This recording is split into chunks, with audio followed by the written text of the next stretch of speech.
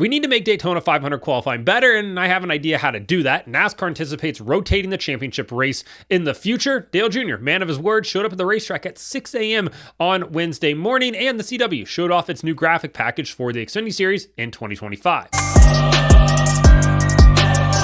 Welcome back to Break Hard. I'm Matt. We had cars on track Wednesday morning at 10 a.m., 10:05 sharp, and they went out there and Denny Hamlin paced the opening practice for the Daytona 500. We'll have qualifying on Wednesday night at 8 o'clock on FS1. I realized I said Network Fox yesterday. It is, in fact, FS1. And the practice session was much needed because we had 4 cars that had some sort of issue. Eric Jones couldn't get his clutch to engage. We had the 6th and the 60 car from RFK Racing. Both have some issues with the right front and some smoke coming out of there. And then they were able to clear all these things up. Things that would have been bad to have happen in qualifying, like we've seen in years past with Chandler Smith and Connor Daly and others in the Cup Series.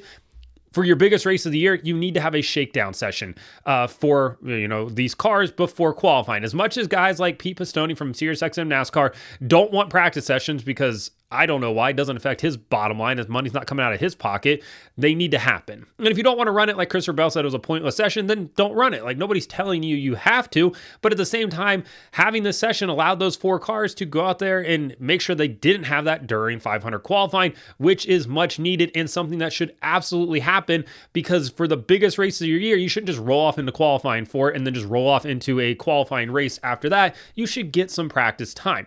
But talking about Daytona 500 qualifying, it's boring. Like, we'll just be honest here. Watching these cars with taper spacers run around, restricted, all within, a little bit of each other, not exactly riveting television to watch single car runs at super speedways. We used to have group qualifying. That didn't turn out very well. Clint Boyer and others made sure that that wasn't going to continue on at super speedways, although ARCA did continue on for a number of years to absolute chaos because it's ARCA. So now we have single car qualifying run. Restricted engines, boring, kind of bogged down, just around the racetrack, and you're like, all right, I guess we'll talk to some drivers as other people are out here qualifying. Is it going to be a Hendrick car? Is it going to be FRM? Who knows? It'll be a toss-up. I think we need to go back to unrestricted engines. I think we need to allow these drivers chase Bill Elliott's 1987 Daytona 500 qualifying record of 210.364 mile per hour. I think it is time to give these drivers a record to go out there and chase. Build another storyline into the Daytona 500.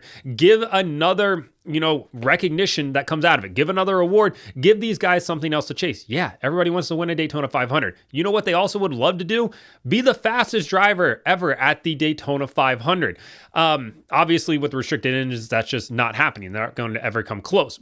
Unrestrict these engines. Let them go out there and rip and see what they can do.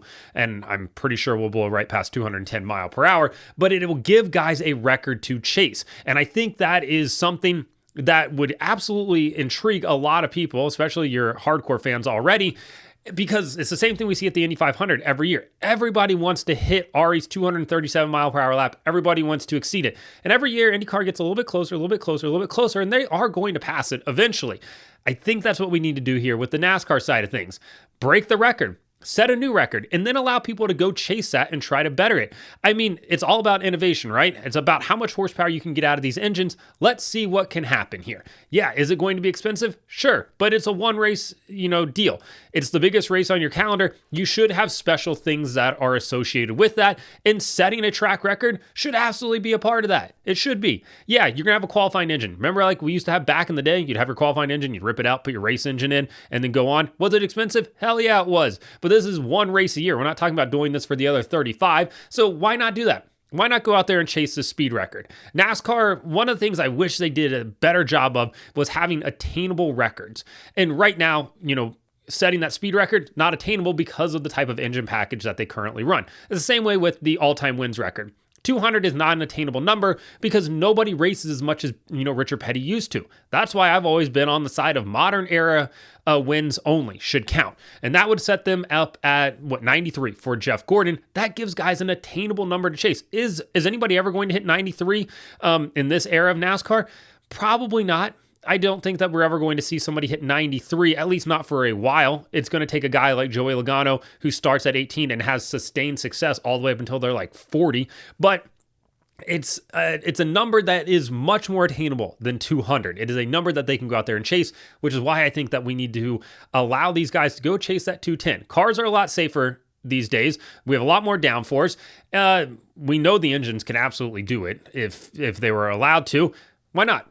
Why not give another storyline? Why not have another, aspect of this event that's going to get people to tune in and another award for these guys to go out there and chase after? I'm just saying, it would make things a little bit more entertaining. NASCAR has a new podcast out, and it's not stacking pennies. It's called Hauler Talk, and it's where NASCAR will talk every week about things that are happening within the sport. They'll expand on decisions that were made, give you context and explanation for things. And honestly, I'm welcoming this new podcast because something I've always said, and I've said it on here multiple times, is I don't necessarily agree with every decision that NASCAR makes. But if there's an explanation behind it, I'm absolutely willing to listen and understand why they made this decision. Most of the time, I can understand why they made the decision, but sometimes you need some added context, and that's what this new Hauler Talk podcast is hopefully going to do, so I'll be tuning in to listen to it. On their first episode, Steve O'Donnell was on, and he was talking about the future of the NASCAR championship race, and NASCAR expects to have a rotating championship race in the future. O'Donnell said, quote, "It's more complicated than just waving a checkered flag and say, let's move the championship. But I do think a rotation is going to be really important for us. If a driver has won 45 times Phoenix in a row and the championship race is there, it's probably not a good look for the sport, right? And we've had a good mixture of champions at Phoenix, but I think the rotation is what fans would like. So obviously, the Phoenix Championship weekend started off in 2020 and 2021 with Hendrick Motorsports winning. And then since then, 22, 23, and 24 has all been Team Penske. And they seem to have an absolute stranglehold on that track, specifically in the fall in the Gen 7 era. Having a rotation around is absolutely needed. It just is, whether that's at Miami, Kansas, Darlington, not Atlanta, Vegas, something like that. Totally on board with it. Charlotte, who cares? At this point, it just needs to move around other than Phoenix, because we know that one team really has a stranglehold on flat tracks with this car, and it's really created some stinkers of a championship race, where Homestead did a really good job of kind of rotating through. You had different winners there. You had Hendrick winners, you had SHR, you had Furniture Row, you had Gibbs. You had a good mixture of different teams winning and different drivers. With Phoenix, we've had a difference of drivers, right? Logano's the only one to double up at Phoenix, but it's been the same team dominating, specifically in the Gen 7 era, and the Gen 6 era, it was the Hendrick cars there. So yeah, I think it's needed to rotate. I'm glad that they're openly talking about it. O'Donnell went on to talk also about the Clash, saying that NASCAR's two primary locations moving forward with the Clash, he would like to see it return to Bowman Gray in 26. Is it? That still seems like it's a little bit up in the air. Obviously, there's been a lot of talks about going international with it. And me just thinking out loud here, I could absolutely see NASCAR having this on a rotating basis. One year it's at like a local short track or a Bowman Gray, something along those lines. The next year it's international. The year after that, back to your local short track. The year after that, international, that type of thing, which I think would be a good mixture. It appeals to your already domestic fans, but it allows you to sort of grow the sport outside the United States as well. I know some people don't agree with it, but it's something NASCAR needs to look at. But hey, I'm just happy they're talking about rotating this thing because, like, if the Super Bowl was just played in New Orleans every year, everybody would be sick and tired of seeing that happen. I can only hear about Bourbon Street so much. The same way every time we go to Phoenix, I can only hear about Rattlesnake Hill so many times. I can only hear about the Dog Leg so many times. Like, let's go to a different location at this point. When Daytona 500 practice opened up on Wednesday, Dale Jr. said on his podcast, when they announced that they were going to field a car in the Daytona 500, he would be there at 6 a.m. when the garage opened to unload the car, push it through tech. He wanted to take in every aspect of it, and boy, was he a man of his word. 6 a.m. on Wednesday morning, there is Dale Jr. standing in the garage area, watching his car get unloaded out of the hauler, that number 40 Travelers Whiskey Chevy Camaro, and then he walked it through tech. He went to the garage area with it. He and his sister, Kelly Earnhardt, standing out on pit road, watching the car go around, looking like proud parents, and it was super cool to see. I love the fact that this guy has this much passion for the sport. There's a clip of he and Justin Allgaier standing there in the old Paul Rudd, look at us type of thing. Like, can you believe this? We made it to the Daytona 500. Yeah, it's a Hendrick prepared car. We all know that. The same way Truex's car is Joe Gibbs Racing prepared. But having Dale Jr. be a part of the Daytona 500 is a really cool thing for the sport and something that the sport desperately needs, not desperately, but could definitely benefit from. So I'm happy to see him there. I'm glad that he was able to walk through. Now he gets to, be a car owner in qualifying for the Daytona 500 on Wednesday night. We'll see how that plays out for him. And hey, got to go through the duel as well. And hopefully for their sake, they lock in because hey, they're selling a lot of merch for that team this weekend. Also on Wednesday, the CW showed off what their new score bug will look like when they inherit the Xfinity Series to start this year at Daytona on Saturday. And they are moving away from the pylon that we've seen on NBC and on Fox. And they are going to a score bug on the bottom of the screen. I'll show the top 25. It'll have, the lap counter, everything on the left-hand side. And honestly, I really like this change. The pylon, in theory, makes sense. But boy, does it just really restrict some of the space that you have on the screen here. Fox has done this really good thing where they're taking up about 20% of your screen now with the pylon. In theory, the pylon should work, but it just doesn't. Not with NASCAR. Not the same way that it does in Formula One. It's too bulky. It takes up too much of the screen.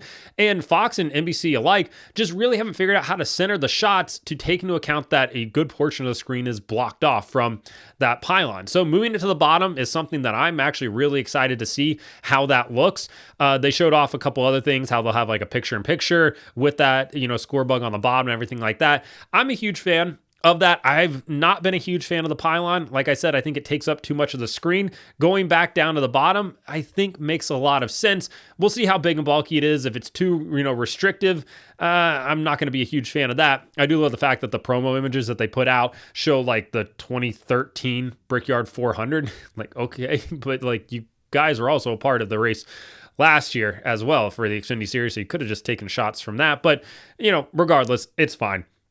I'm just excited that they're trying something different and not kind of staying with the status quo, which is the pylon. And I'm not sure if anybody really loves the pylon that much. Like I said, Formula One and MotoGP have done a really good job with it. This side, not so much. So let me know in the comments what you think about my idea for Daytona 500 qualifying, rotating the championship race, Dale Jr., the CW. Like and subscribe to the channel. Follow me on TikTok at BreakHard, Instagram, Twitter, and Facebook at BreakHardBlog.